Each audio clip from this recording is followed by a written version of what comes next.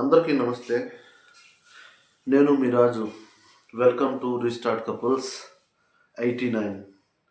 ఈరోజు చిన్న వీడియోతో చిన్న ఒక మెసేజ్ ఇద్దాం మన దేశ యువతకి, ముఖ్యంగా మన తెలుగు వాళ్ళకి ఒక చిన్న మెసేజ్ ఇద్దాం అన్నది నాది ముఖ్య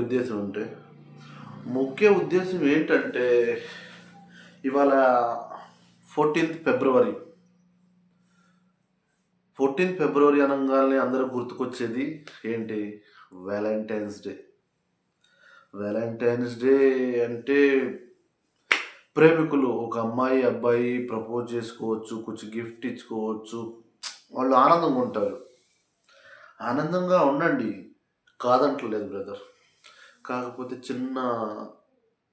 మన వెనక జరిగిన చిన్న విషయాన్ని అయితే గుర్తు చేసుకోండి. మీలో ఎంతమంది తెలీదో తెలియదు నాకైతే. 2019 ఫిబ్రవరి 14న పుల్వామా అటాక్ అంటే మీ అందరూ తెలిసే ఉంటుంది. మన సిఆర్పిఎఫ్ సహోదరులు 40 మంది చనిపోయిన రోజు. వాళ్ళు చనిపోయి వాళ్ళ కుటుంబాల్లో ఎంత దుఃఖాన్ని ఇచ్చారు. ఆ దుఃఖాన్ని గుర్తు చేసుకోండి బ్రదర్.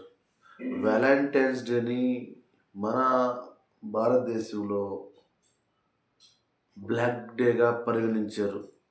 బ్లాక్ డే అంటే ఎన్నో కుటుంబాలకి అన్యాయం జరిగిన రోజు అది.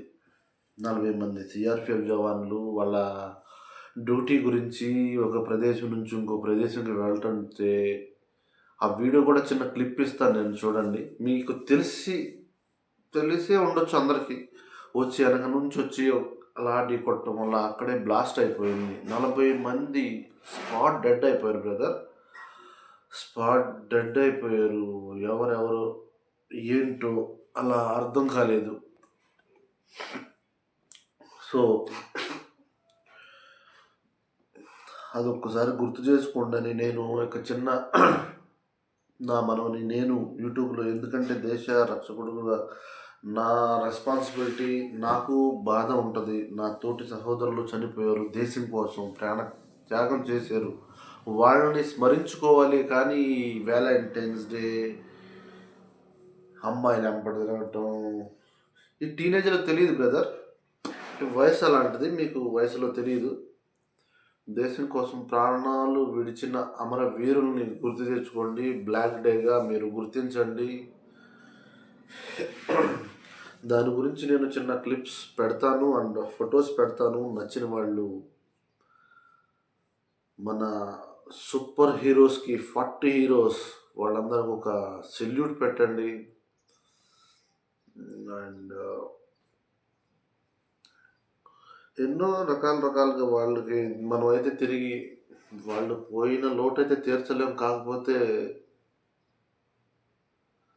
గుర్తయితే చేసుకోగలం.